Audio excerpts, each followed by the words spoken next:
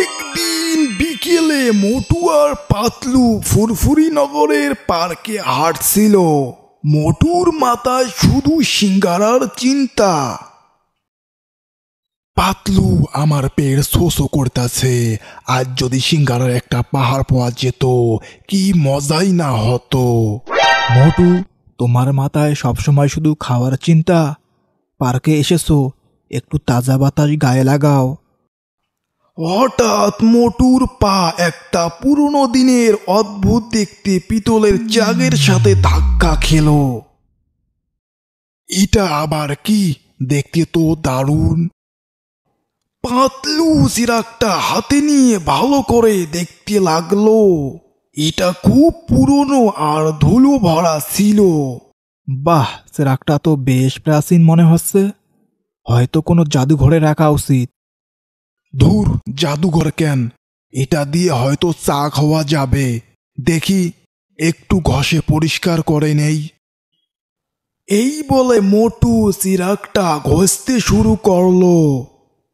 মোটু চিরাগটা ঘষার সাথে সাথেই চারদিকে নীল ধোঁয়ায় ভরে গেল এবং এর ভিতর থেকে অদ্ভুত পোশাক পরা একটা জিন বেরিয়ে এলো।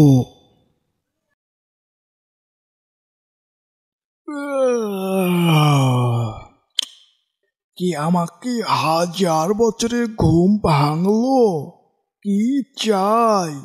যা চাওয়ার তাড়াতাড়ি চাও। আমার আবার ঘুমার সময় হয়ে যাচ্ছে। আমি তোমাদের 3টা ইচ্ছা পূরণ করব। মোটু আর পাতলু তো অবাক। ওয়াও, জিন! পাতলু, দেখো, আসল জিন। আমি প্রথম আমার ইচ্ছা বলবো। হে জিন, আমাকে এক্ষুনি গরম গরম 100টা সিঙ্গারা এনে দাও। জিনটি তার আঙ্গুল ঘোরাতেই মোটুর সামনে একটা ছোট প্লেটে মাত্র একটা সিঙ্গারা চলে এলো। এটা কি হলো? আমি 100টা চেয়েছিলাম, আর তুমি দিলে মাত্র একটা। আরে বাবা, আজকাল জিনিসপত্রের যা দাম! একটা দিয়েছি, এটাই অনেক। চুপচাপ খেয়ে নাও। তোমাদের আর 2টি ইচ্ছা বাকি আছে। পাতলু বুঝতে পারলো যে এই জিনটা আসলে খুবই কিপটে। ঠিক আছে, আমার দ্বিতীয় ইচ্ছা হলো ফুরফুরি নগরের সব মানুষের জন্য ভালো স্বাস্থ্যর ব্যবস্থা করে দাও।